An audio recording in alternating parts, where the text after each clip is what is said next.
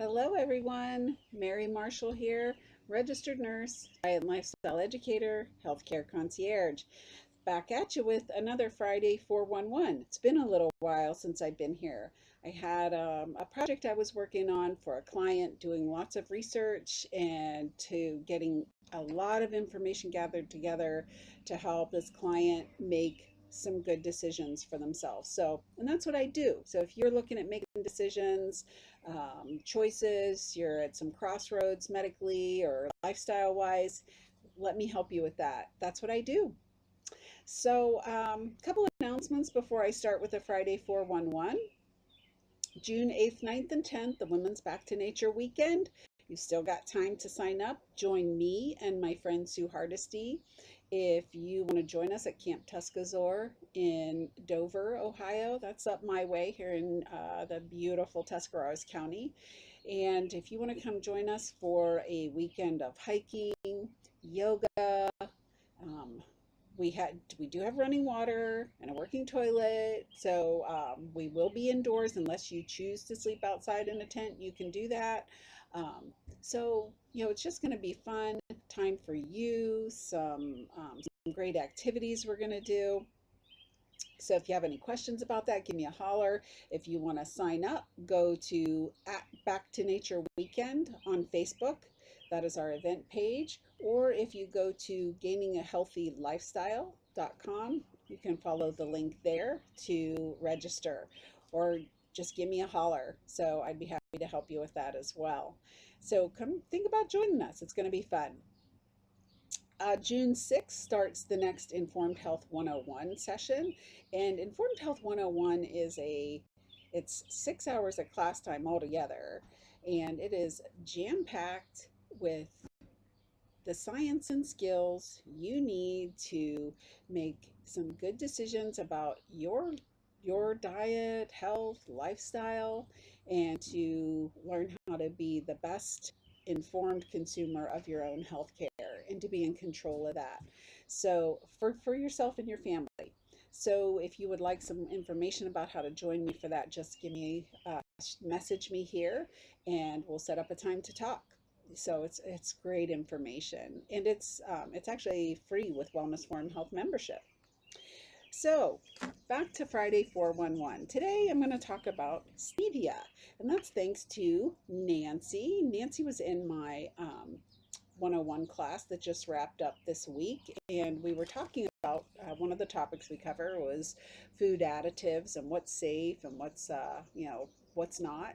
And so we talked a little bit about stevia, and she wanted a little more information. So Stevia Rebaudiana bertoni is the plant name, and it's actually a member of the Asteraceae family, which is ragweed, daisies, um, I forget the other one, but that family of plants. So if you have allergies to those, you would want to be careful ingesting stevia. So if you are really allergic, you don't want to ingest stevia. But it's been around and used in South America for like 1,500 years without known side effects. Many studies, over 200 studies, demonstrate the safety of stevia. And the FDA approves only the purified uh, steviol glycosides, and that's the little powder or drops, the extract that you get. And there are actually 11 different steviol glycosides. So when you notice one brand of stevia is different than the other, maybe you like it better or it's got a different aftertaste, it's probably because it's a different actual steviol. So, and to exceed a toxic limit as set by the FDA, you'd need to ingest like the equivalent of 40 packets, the little tabletop packets, a day forever, like for your whole life. So safe, a safe product. It is known as a non-nutritive sweetener, so no nutritional value, no calories. Its value is in making things taste sweet in terms of food as a food additive. Research has also shown it doesn't accumulate in the body. It does not cause genetic mutations. So, pretty safe stuff. And one study identified the characteristics of the plant itself and identified the compounds in the stevia leaves. I thought this was really interesting. There's actually the plant contains protein, and actually many plants do, which is why it's impossible to be protein deficient if you get adequate calories on a plant-based diet.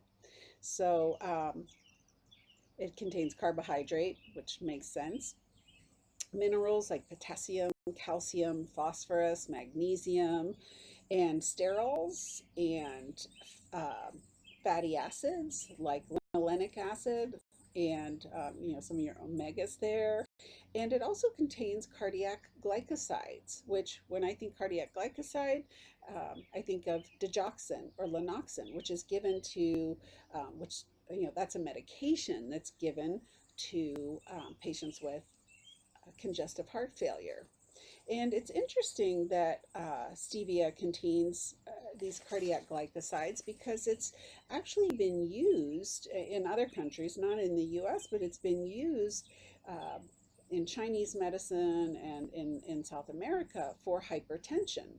And in one study in China, and this was a 2-year randomized clinical trial, double blind study.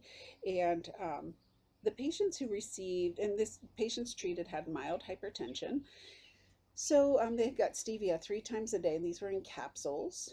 And after, at the study end, those who were on the stevia had a mean decrease in systolic blood pressure. That's the top number of 10 points, and a decrease in the lower number, the diastolic pressure, by 6 points. And those study participants receiving the stevia reported improved quality of life.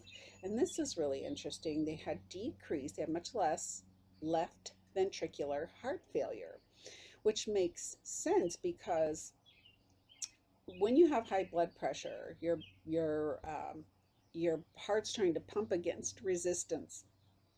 That blood pressure, it's harder for the heart to pump out against a high pressure in the blood vessels.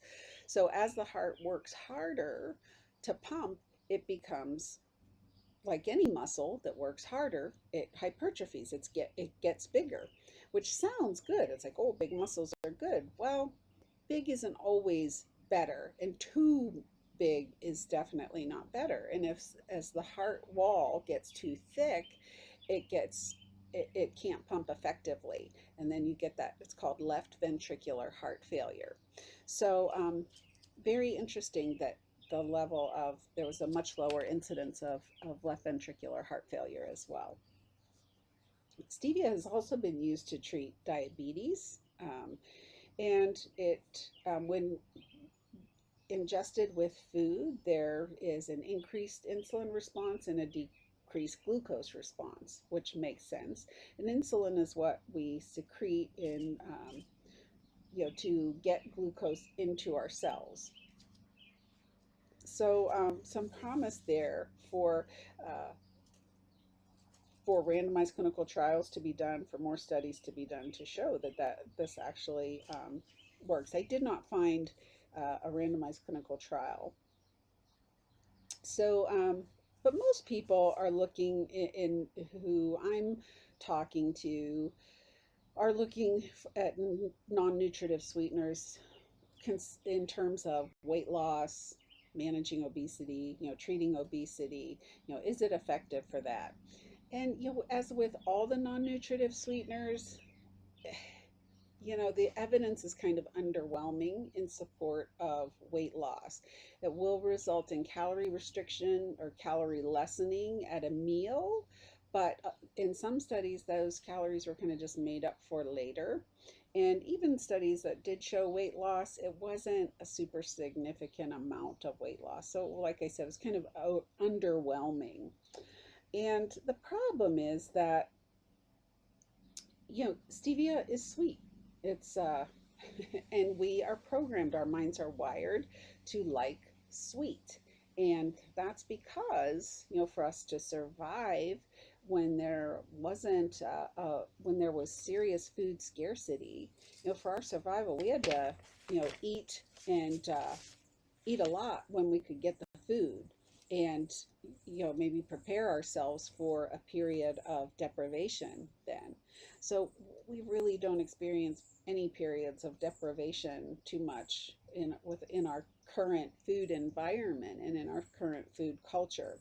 And studies are done switching out sugar and stevia, but we don't just eat sugar and stevia, right? We eat food.